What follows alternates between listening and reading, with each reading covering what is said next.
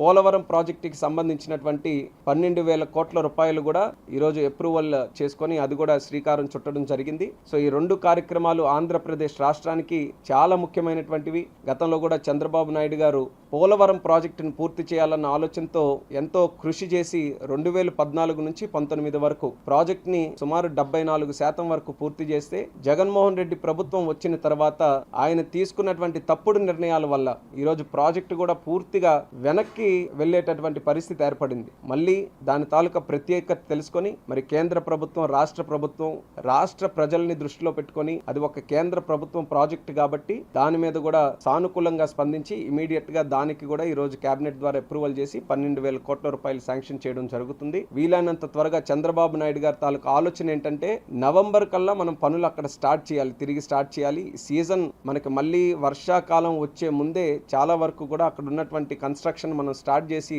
Progress ని మనం ముందుకు నడిపించాలనే ఆలోచనతో చంద్రబాబు నాయుడు గారు కూడా పెద్ద ఎత్తున ఆ యొక్క ప్రాజెక్టు మీద కూడా మళ్ళీ తిరిగి దృష్టి పెట్టడం వల్లే ఇవన్నీ కూడా సాధ్యమయ్యాయని కూడా ఈ రోజు గర్వంగా ఈ సందర్భంగా తెలియజేసుకుంటున్నాను.